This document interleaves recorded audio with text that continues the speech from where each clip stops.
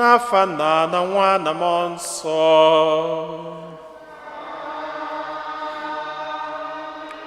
Ka ngọzi nke Onyenwe anyị Jesu Kristi na ịhụnanya nke Chukwu na ịdịkọ n'otu nke Mmụọ Nsọ na-enye dịrị unu niile.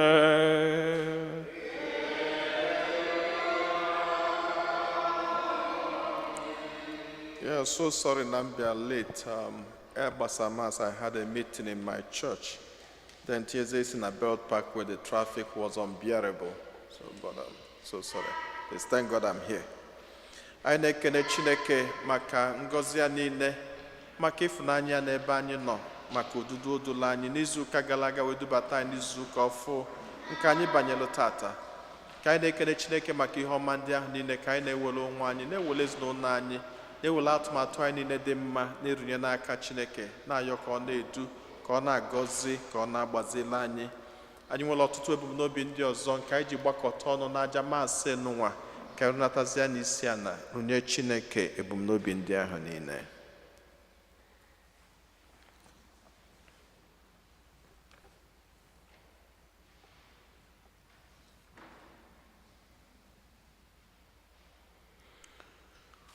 Ụmụnna ka anyị kwado onwe anyị nke ọma maka nnukwu emme nke Eucharistia nwa site n'ikwupụta njọ anyị.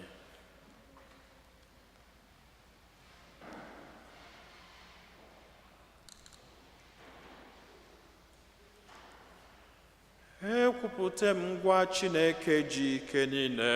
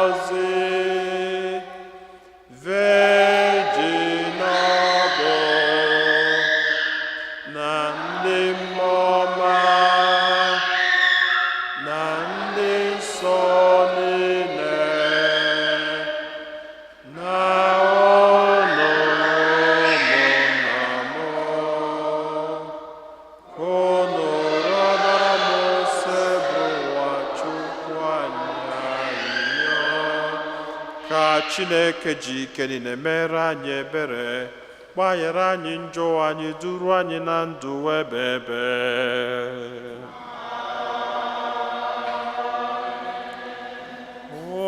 Otito dịrị Chineke n'elu kasị elu.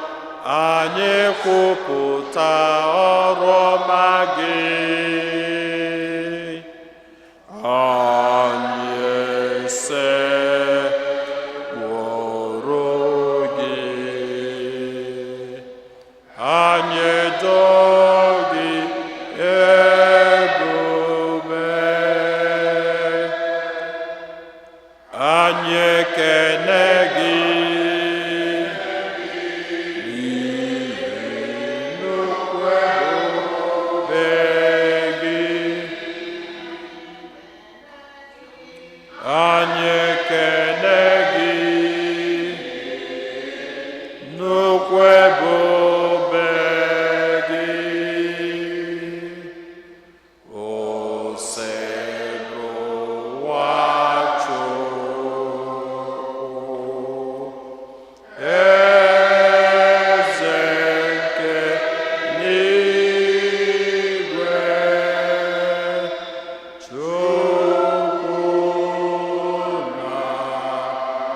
jike niile Chukwu na jike niile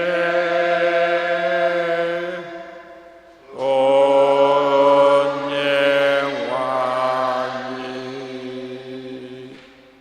Jesu Kristi sotu nwa nke Chineke mụrụ o seruwa Chukwu nwa tụrụ Chukwu nwa nke nna onye na-egbochapụ mere anyị ebere nara ya anyị mere anyị ebere n'ihi na so gị bịa so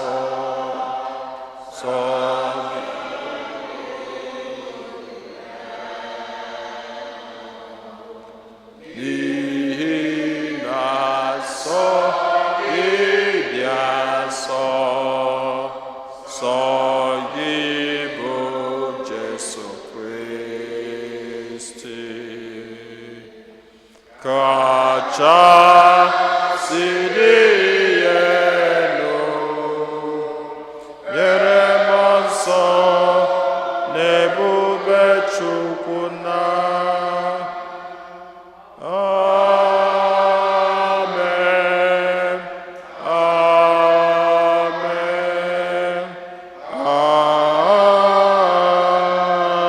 Amen.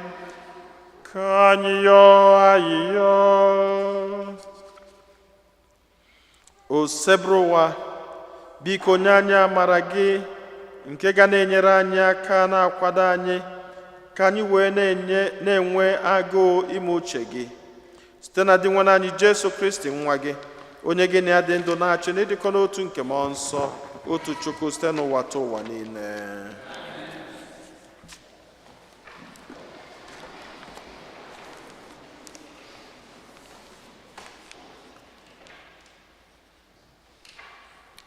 Ihe ọgụgụ ewetara n'akwụkwọ ndị eze n'usoro okwu Elisha onye Chineke Neman manyere na mmiri Jordan ugboro 7 wee bụrụ onye a sachara ọrịa ekpenta ahụ ya bịara dị mmiri mmiri ka ahụ nwatakịrị. Mgbe Neman na ndị niile so ya laghachiri n'ebe Elisha, Neman guzoro n'ihu ya were kwuo sị, ugbu a ka m jiri mara na enweghị Chineke ọzọ n'ụwa niile karịkwa n'ala Izrel. Biko nara onyinye nke a n'aka nwaodibo gị. Ma Elisha zara ya sị, n'aha Chineke dị ndụ onye m na-agbara odibo, agaghị m ana gị ihe ọbụla. Ọ bụ ezie na Neman rịọsiri ya ike, ma Elisha jụrụ ajụ. Neman were kwuo sị, ebe ị na-ekweghị anara m ihe ọbụla, kweenụ ka ekpo onye m aja ala si n'ala unu, aja ịnyịnya ibu 2 nwere ike ibu.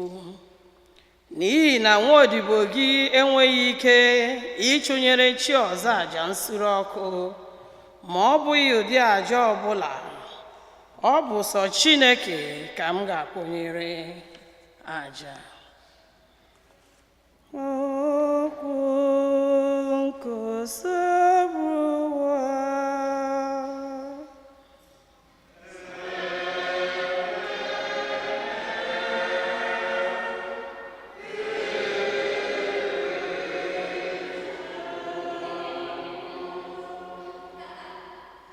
Onye nwe anyị egosila mba niile nzọpụta ya.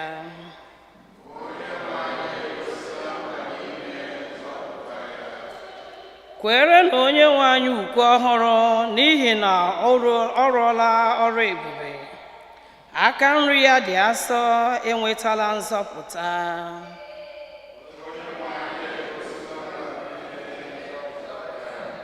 Onye nwe anyị egosila nzọpụta ya.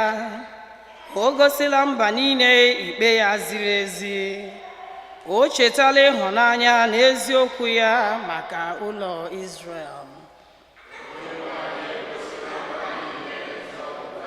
Ụwa niile ahụ na nzọpụta nke Chukwu anyị. Ụwa niile ṅụrịba na Chineke. Tibenụ mkpu ọṅụ, kwebenụ ukwu otito.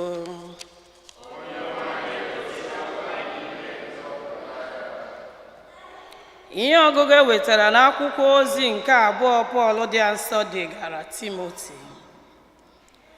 Chetakwa ozi ọma ahụ m na-ebugharị, na Jesu Kristi onye bilitere n'ọnwụ si n'agbụrụ David pulite.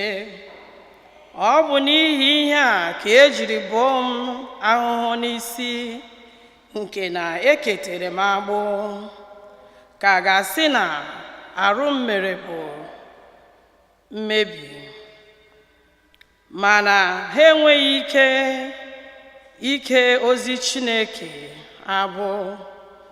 Ọ pụtara na m na-edi ahụhụ niile a n'ihi ndị a hụtara ahụta, ka o wee bụrụ na n'oge ikpeazụ ha ga-enweta nzọpụta ahụ n'ime Jesu Kristi, na otito na ebube dị ebighị ebi nke so ya na-aga. Ihe a bụ okwu onye nwe anyị kwesịrị ịdabere n'elu ya. Ọ bụrụ na anyị sọrọ ya nwụọ, ọ pụtara na anyị ga-eso ya adị ndụ. Ọ bụrụ na anyị jidesi okwukwe anyị ike ruo na ngwụcha, anyị ga-eso ya achị. Ọ bụrụ na anyị agọnarị ya, ọ ga-agọnarị anyị. Ọ bụrụ na anyị ekwesịghị ntụkwasị obi, o kwesịrị ntụkwasị obi, mana o nweghị ike ịgọnarị onwe ya. Okwu nkọsabụwa.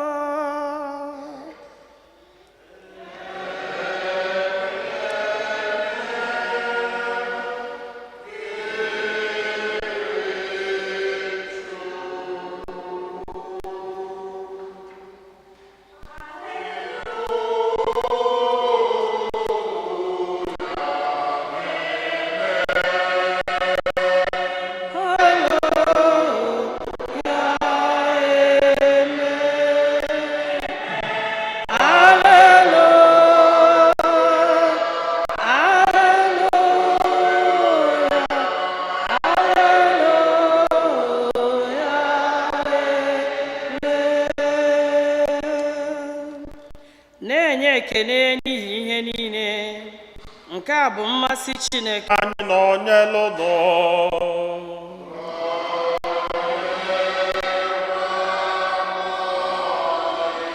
Ihe ọgụgụ nke a si n'oziọma dị nsọ nke Luku dere.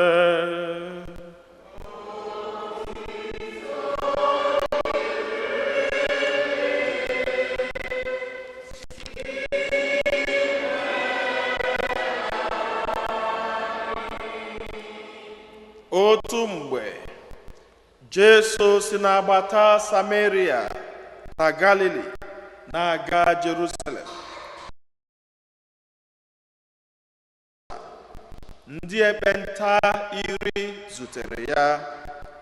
Ha guzopụrụ ije kpọọ ya, "Nna anyị Jesu, mere anyị ebere." Mgbe ọ hụrụ ha, ọ sịrị ha, "Gaanụ gosi ndị ụkọchukwu onwe unu." Mgbe ha na-aga n'ụzọ ka a sachara ha ọrịa ekpenta.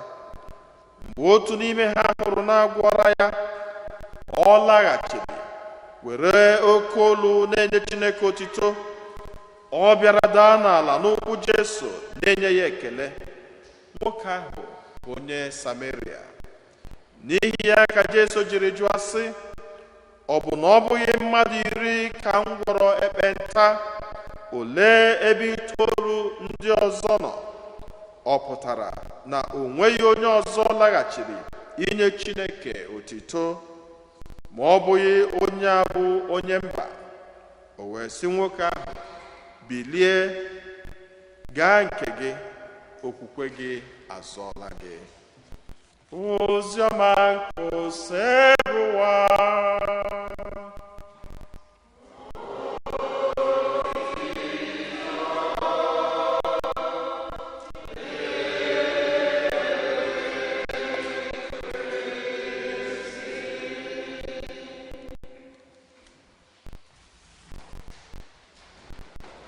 Ụmụnne na Kristo, tozuru Jesu, onye jisi ike,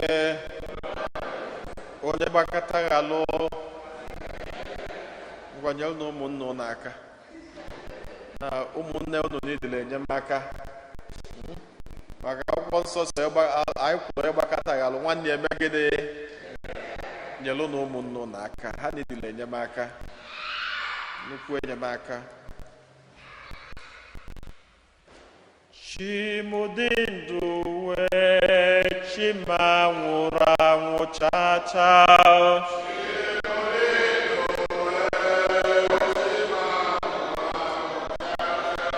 Chimụdị ndụ wee chima nwụrụ anwụ chacha.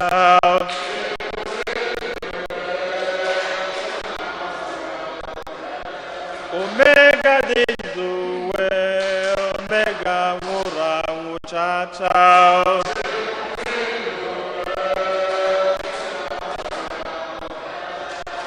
Alfa dị ndụ wee alfa nwụrụ anwụ chacha.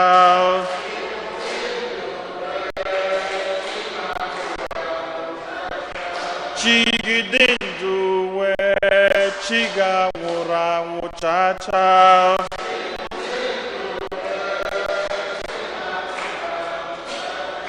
Chi anyị dị ndụ wee chi anya nwụrụ anwụ chacha.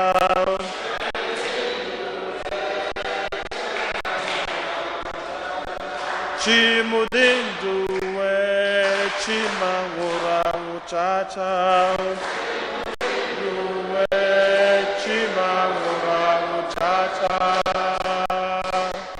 Amen.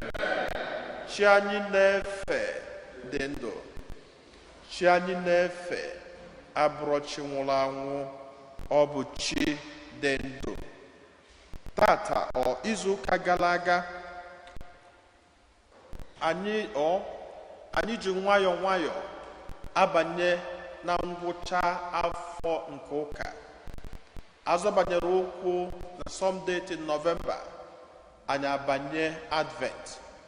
Anyị Sunday, first Sunday of Advent, bụ the first Sunday of the year of the church's calendar. And so na keta anyị ji nwayọọ nwayọọ na-eje na ngwụcha afọ nke ụka. And so ọ na-emelụ ihe ọgụgụ ụka na-egosigasị anyị nwere ka o si dị. Izu ụka gara aga ụka kụziri mụ na gị the power of faith. Then ọsịkwa mụ na gị no entitlement, maka mgbe ụfọdụ we conflict faith with entitlement. Mgbe ụfọdụ anyị na-ebu n'obi na anyị na-emelu Chineke ihe ọma, maka na anyị na-emelu Chineke ihe ọma na Chineke mee gịnị ji anyị ụgwọ. Ọ bụ entitlement na Chineke ji gị ụgwọ, amna iwu na ọ ga-eme gịnị na ọ ga-akwụ ụgwọ ji gị. Mana ụka sị anyị mba, na Chineke ejiri anyị ụgwọ, kama na ọ bụ sọọsọ okwukwe ka anyị ji eme gịnị, ka anyị ji ezute Chineke. Abanyekwa ụka n'ụwa, ụka wepụtakwala anyị ihe ọzọkwa bụ gratitude. Between gratitude and entitlement, mmadụ ikene ekene maka ihe ọma emelia. Ịnanya na ndụ gị tata, ị nwere ike iche na enwere ihe ị na-emelu Chineke iche. So many people would want to be here today. Mana ha nọrọ ya. Nwanne nyaahụ, one of my friends, nwa onye aka ọkwa, Envoy Oil, ọ nwụrụ na America nwanne nyaahụ. And ọ bụrụ sọ na ọ nwụrụ na America, papi alụrụ ụlọ ụka n'aka ọkwa, lụọ ụlọ ụka, lụọ Father's house, lụọ ihe niile a na-alụ alụ, nyagola na massive land, lụọ ụlọ ụka, lụọ Father's house, dashia ụka. Mana nwatakịrị nwa, ọ bụrụ na ihe ego na-agwọta because obi Nigeria, mana o mesibere anyị ike, ọ bịaba America, yet ọ nwụọ na America. After America abụrụ savior. The volume of money cannot even save. Maka ọ bụ na ihe eji ego ka eji azọta mmadụ, and he's in his 50s, gịnị gburu ya stroke. Ya bụ na we have every reasons to be grateful to God. Every reasons. But sometimes we take gratitude for granted. Na Chineke ji anyị ụgwọ. Chineke enwere onye ọbụla o ji ụgwọ. Ọ bụ obi ịfụnanya n'ebe anyị nọ ka o ji kpọrọ anyị dịka ụmụ ya. I remember I have told this story. Even sometimes kids, children, sometimes think that their parents are owing them. They are not owing you. The only thing they owe you is love. But they are not owing you. I remember one boy, a story, Ebulumba, or just a little story to teach my lesson. A young man. The father wanted him to go to college. The father made promises. He said, okay, when you go to college, I will try and do something good for you and all that and all that. The young man went to college, graduated, and then came to the father and said, Father, I've graduated in college, and there is something I want you to do for me. When you graduate in college, are you doing that for your father? If you graduate in college, you're doing it for yourself. Because when I was like you, I thought I was reading for my father. But my father is in the grave now. If I didn't go to school, I'm doomed. I wouldn't even be a priest. And he's not there anymore. But then I thought I was doing it for him. And so this young man, so when he graduated, he came to the father and said, I have graduated in school. There is something I want you to do for me. The father said, what is it? And this young man pointed a very luxurious car, very expensive, because he thinks the father has the money, which truly the father has the money, but you are not entitled to that luxurious car. If your father gives it to you, it's still a gift, which you should be everly grateful that he was able to work so hard and was able to provide such for you. But the young man thought it was a right. And so he insisted, the father must buy that luxurious car. The father said, no problem, let's see how it goes. And the young man, the birthday was coming. So the young man expected that the father would give him the car on the birthday. So it was the morning of the birthday, he was looking around and the car was not there. He was so infuriated. Then the party started. Little party. And after the party, the father praised him for going to school, for making him proud for everything. After that, then the father called him inside their sitting room. And then gave him a book. And you know the book? The father gave him a Bible. And said to the son, if you read this book, this is a book of life for you. This is what is going to save you today and tomorrow. Do you know what this young man did? He became infuriated. What am I doing with Bible? I'm talking of Bentley, I'm talking of Maserati, and you're giving me Bible. He was so upset with the father.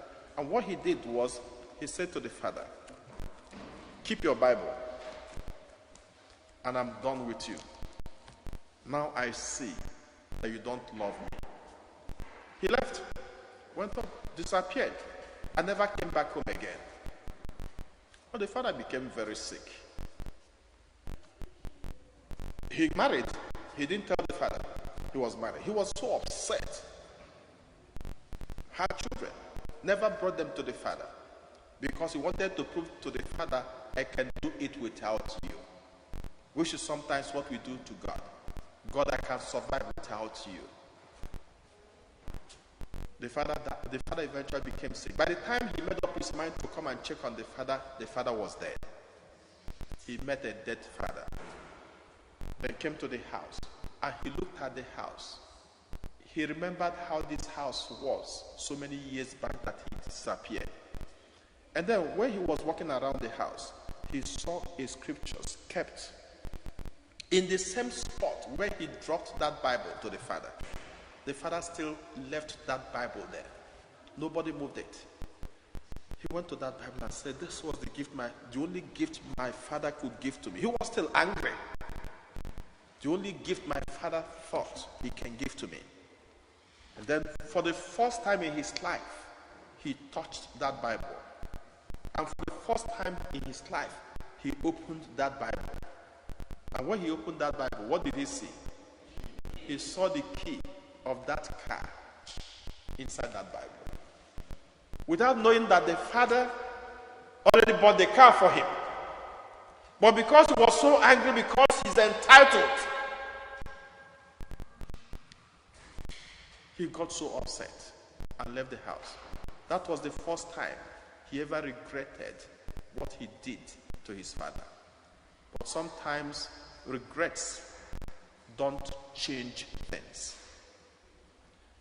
Ụmụnne m na Kristi, tata Chineke na-akụziri mụ na gị the importance of gratitude. O wegosi anya n'ihe ọgụ nke mbụ. Neman. Neman was a commander of the Syrian army. He was a great warrior. But for some reasons,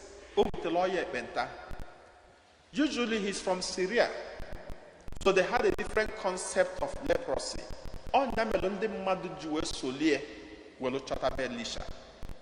Because normally, because he was a great general, he has all the privilege.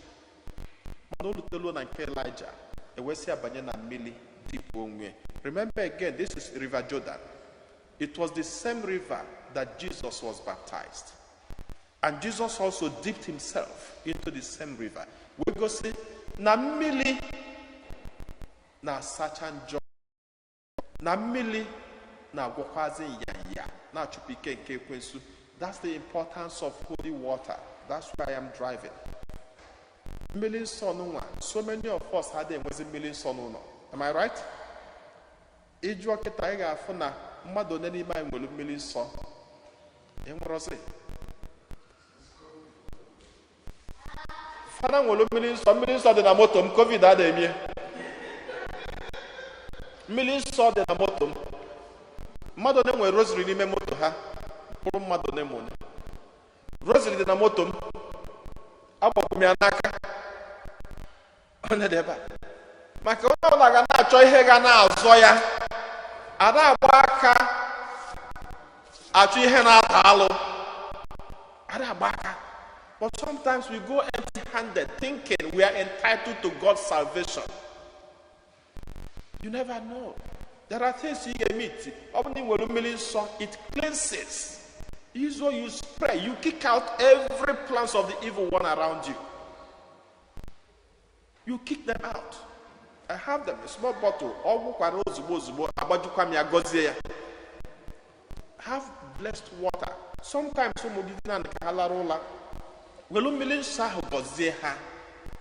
use that to bless them. Don't neglect some of those sacramentals. Elisha, is it impossible for Elisha to tell the man, go home? It's not impossible. But because of the symbolism of water as means of cleansing the body and cleansing the soul, inside that water.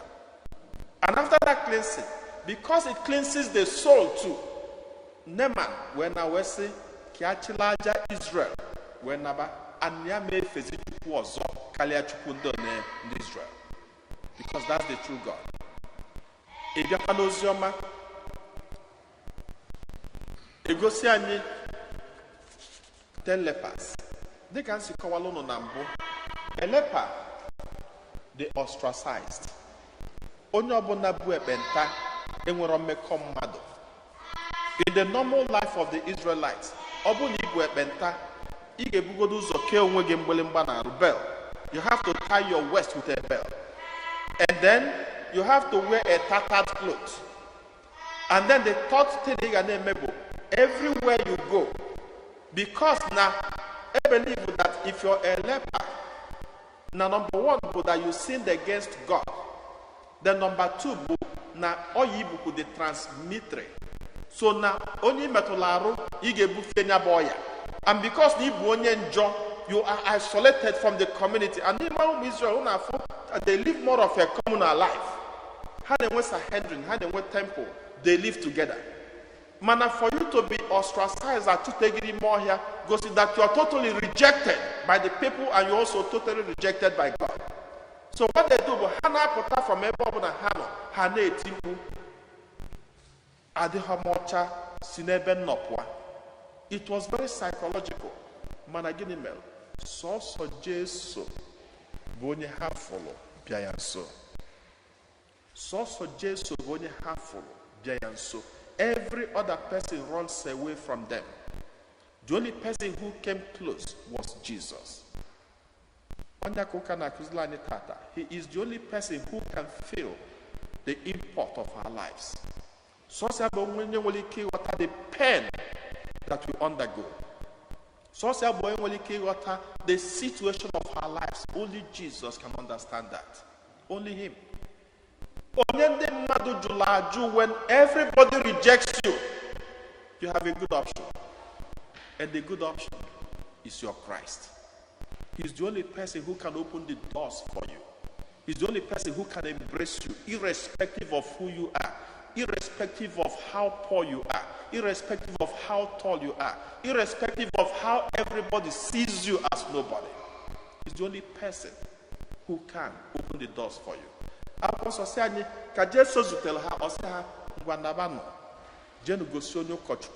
which is legal.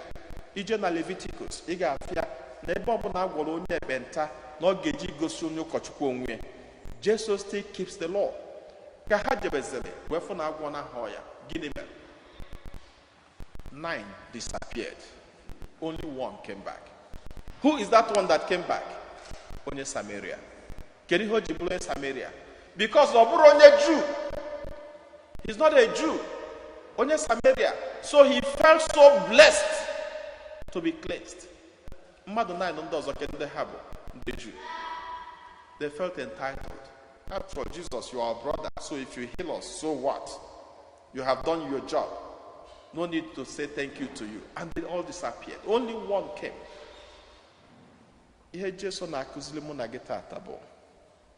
Have sense of gratitude. Sense of gratitude is very important. Now, so many of us lose good sense of gratitude because we have this sense of entitlement.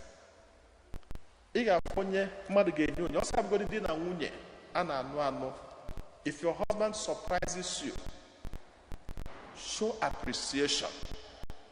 Irrespective of not doing it, no question, you go tell you, say thank you. I when you get surprised you with a gift, say thank you. Makana etodi ke na nke omele omegene omekwa ọzọ. And we understand the power of gratitude. Mo for dey ga afukwe bai na chili nni ifonya ho bute ni omegene one. Anya na eli ni ka ga say yes, you worked for that food. But so many people are also working for the food but they never got one. But for some reasons you have the privilege of working for that food. Who worked for the food?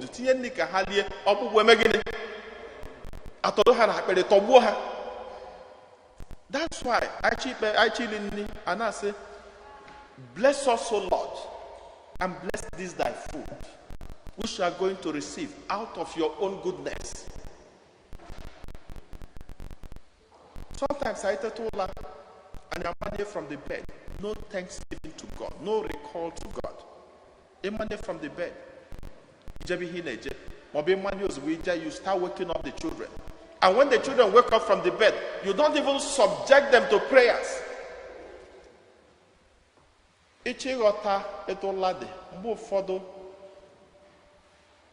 Your wife or your husband, just go and watch them.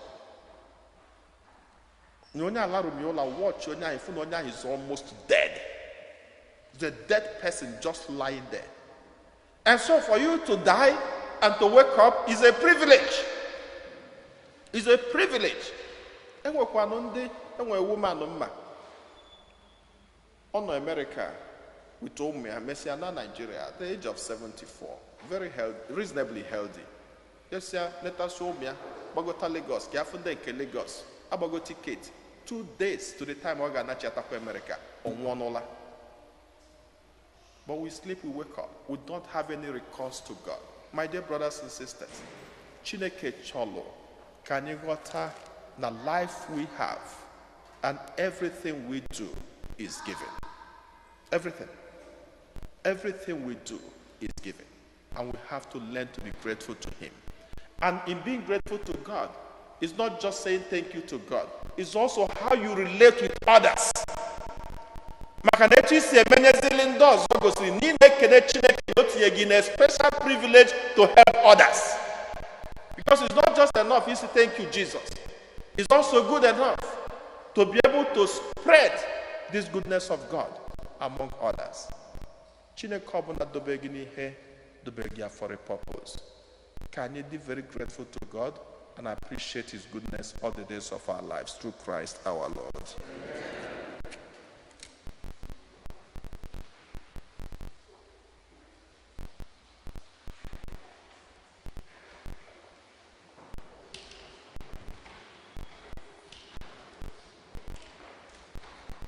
Ekwem n'otu Chineke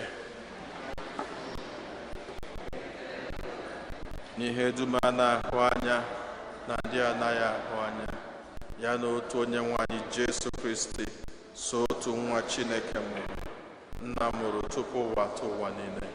Chukwu si na Chukwu, ihe si n'ihe, ezi Chukwu si na ezi Chukwu, amụrụ ya amụ, eme ihe eme, ya na nna bụ otu ihe n'ihe ha ji bụrụ Chukwu, onye si na ya mee ihe dum, onye maka ihe anyị bụ mmadụ, maka ihe nzọpụta anyị si n'eluigwe gbadata, o were arụ na Virgin Maria site na mmụọ nsọ, ọ bụrụ mmadụ, abịa kpọgbuo ya n'obe n'ihi anyị n'oge ọchịchị Pontius Pilate, ọ taa ahụhụ, ọ nwụọ, enye ya, o bilitere n'ụbọchị nke atọ ka akwụkwọ nsọ siri kwu, ọ rọgoro n'eluigwe nọdụ n'aka Chukwu. Ọ ga-abịaghachi ọzọ n'ebube ya ikpe ndị dị ndụ na ndị nwụrụ anwụ ikpe, onye ọchịchị ya na-enweghị njedebe. Ekwe na mmụọ nsọ, onye nwanyị na-enye ndụ, onye si na nna na nwa pụta, onye a na-esekpụrụ na-etokọdo ya na nna na nwa, onye si na ndị amụma kwuo okwu. Ekwe m n'otu nzukọ nsọ Katọlik na Apọstọlik, ekwupụta m otu baptizim nke mgbaghara njọ. Ana m atụ anya mbilite n'ọnwụ ndị nwụrụ anwụ na ndụ ụwa ga-abịa. Amen. Ekpere nke ndị kwelu na mmadụ ịtọ ga-edu anyị n'ekpere. Chineke onye fụrụ anyị n'anya, ụmụ gị agbakọtago ọnụ n'obi gị iji welu sọpụrụ gị. Anyị na-ayọ ka iche ntị ma nụrụ anyị anyị.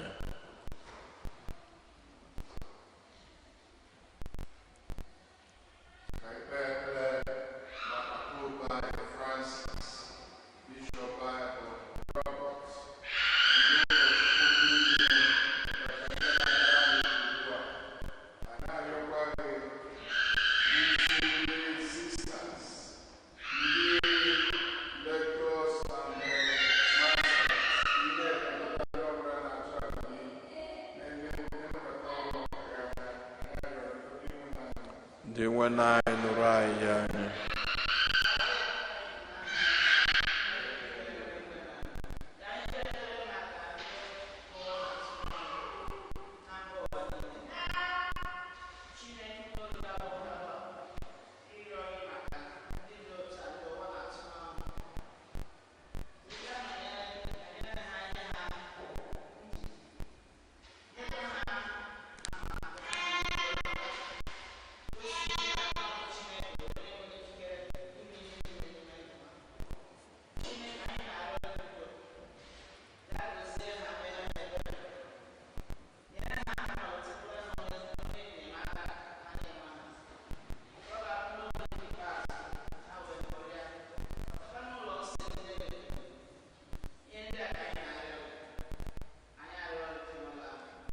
na nụrụ anyị anyị.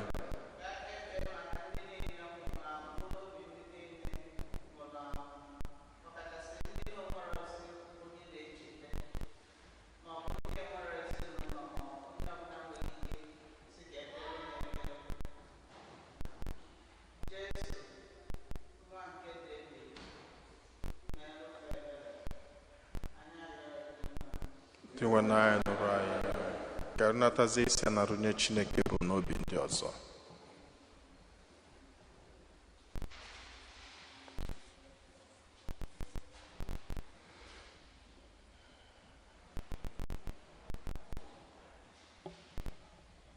Ihe ndị a niile ka anyị ọlụ ma kwe na ị ga-emela anyị karịa ka anyị pụrụ ịyọ gị site na Kristi onye nwe anyị.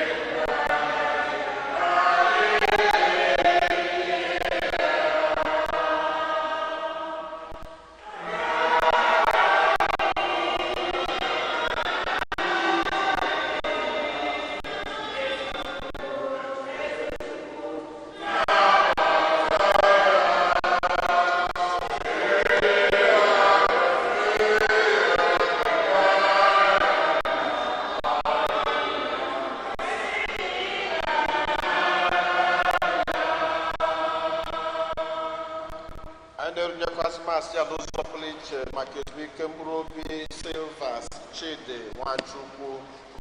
Rọbanụ ụmụnna m ka aja mụ na ụnụ na-achụbụrụ ihe ga-asọ Chineke ji ike niile ịnara nụ.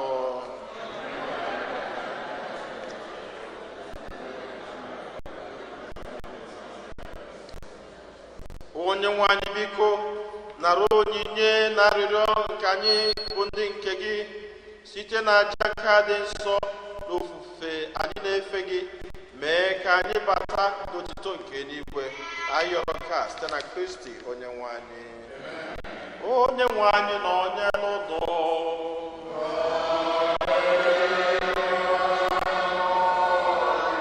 welite n'obi elu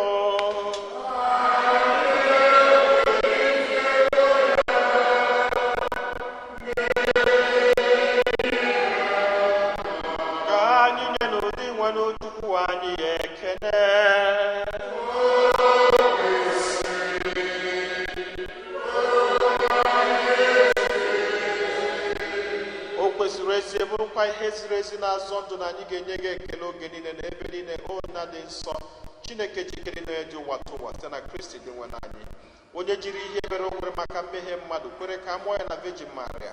Ọ gbatala anyị n'ọnwụ ebebe site n'ọnwụ ọ nwụrụ n'elu obe, gazi na mbilite n'ọnwụ ya nye anyị ndụ ebebe.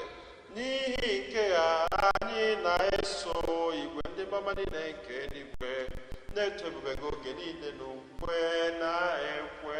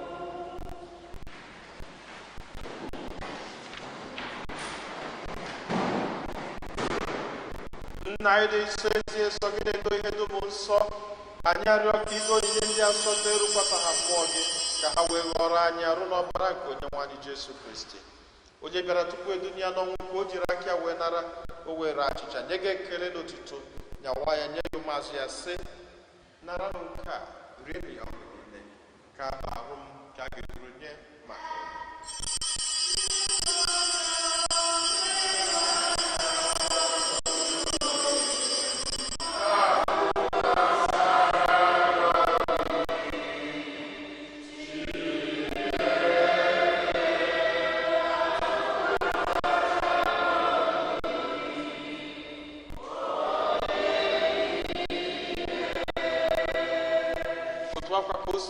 richara anya anya so buru iko mmanya nyekwa gị ekele n'otuto bunye ya ụmụazụ ya sị naranụ nke a ṅụọnụ ya ụnụ niile nke a bụ iko nke ọbara m nke ọgbụgba ndụ ọhụrụ dị ebere a ga-agba n'ihi nna n'ihi mmadụ niile ka e were gbaghara njọ na-emenụ nke a na ncheta nke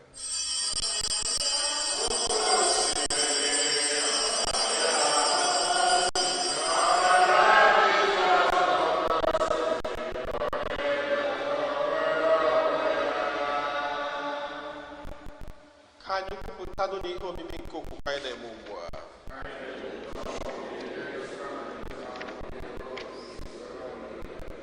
nna na ncheta nke ọnwụ na mbilite n'ọnwụ nke nwa gị anyị ebunye gị achịcha nke ndụ na iko nke nzọpụta anyị na-ekele gị n'ihi ikwere ka anyị dị mma ịkwụrụ n'ihu gị na-efe gị anyị ji ume na-arịọ ka anyị bụ ndị na-anata arụ n'ọbara nke Kristi bụrụ site na njikọ nke mmụọ nsọ nna cheta nzukọ gị gazuru ụwa niile merụ ka ịhụnanya gị jupụta ya gọzie pope anyị bụ Francis na bishọp anyị bụ Robert na ndị ofe ọta gị niile chetakwa ụmụnna anyị ndị ji okwe wee gaa n'ezumike nke ọnwụ kpọbata ha na ndị ọzọ niile nwụrụ anwụ n'ihe nke ebere gị biko meela anyị niile ebere ka anyị soro Virgin Maria dị ngọzi na nke Chukwu na ndị apọstọl na ndị nsọ gị niile ndị mere uche gị na wee keta ndụ ebere ka anyị soro kwara ha na-eto gị na-eto gị ebube site na Jesu Kristi nwa gị ihe niile kere eke na-esonye bụ Kristi na-esikwa n'ime na n'aka ya na-edekọ n'otu nke mmụọ nsọ na-enye gị bụ Chukwu nna ji ike niile nsọpụrụ n'otuto niile site n'ụwa ta ụwa niile nna anyị nọ n'eluigwe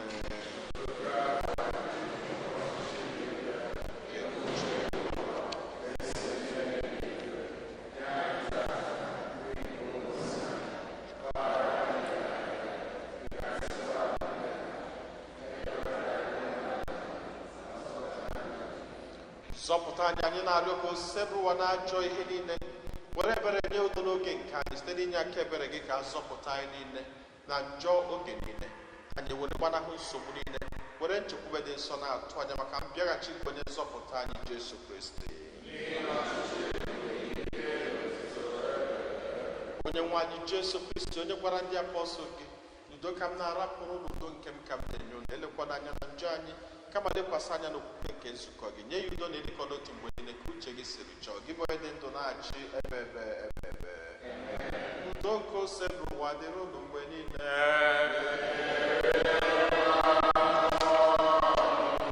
nyerịta n'onwe unu wee kene nke udo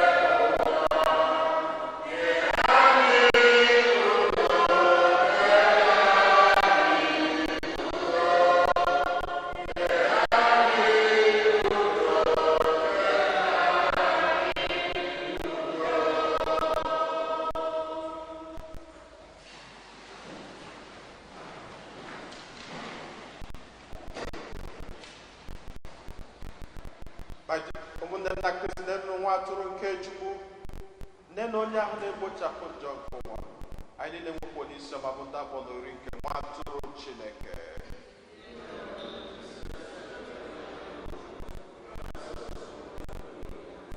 Ka ọbara Kristi chekwaba anyị niile wee ruo na ndụ ebebe.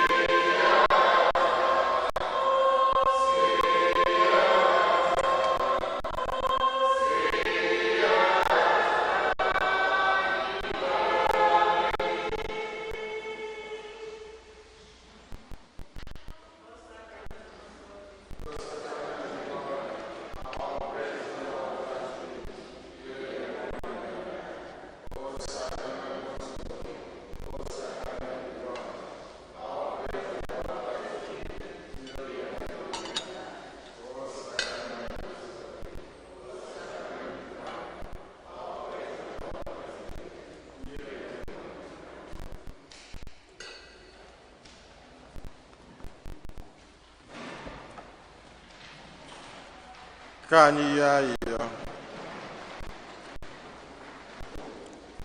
Dị nwenụ, anyị ji ume na-arịọ ebube eze gị otu isi were ahụ n'ọbara nke a kacha nsọ zụọ anyị. Biko si etu ahụ mee ka anyị soro rite oke n'ịbụ Chukwu nke gị. Anyị yọrọ nke a site na Kristi Onyenwe anyị.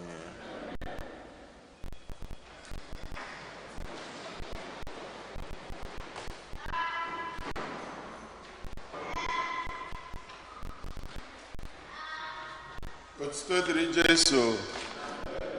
Otuto dịrị Jesu. Otuto dịrị Jesu.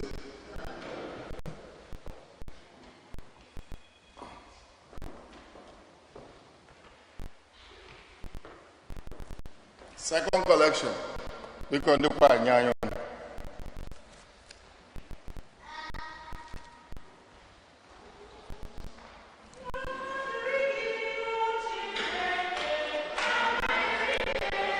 Onye ọma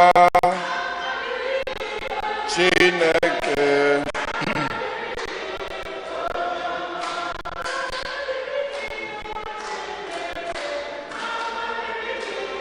onye ọma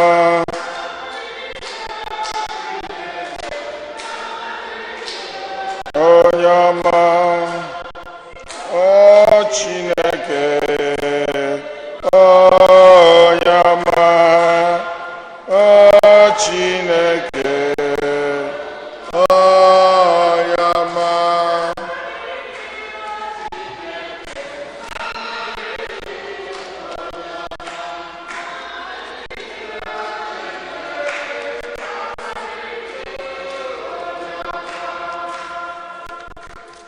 otuto dịrị Jesu. Otuto dịrị Jesu. The CCD classes are in section. We remind you, children are eligible to receive First Holy Communion by second grade. First grade is the time for your child to begin to prepare to receive the communion. Register now.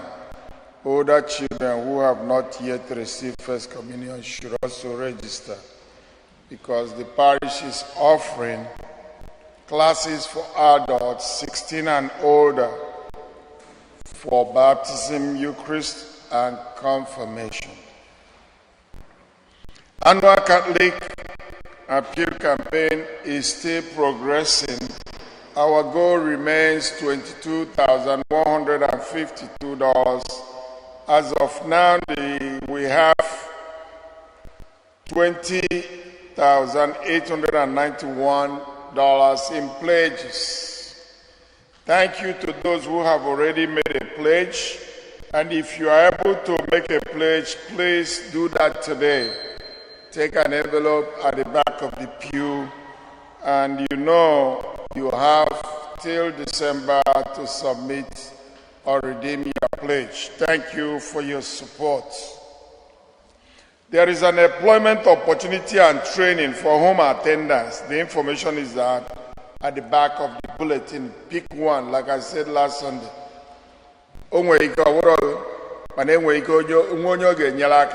Biko,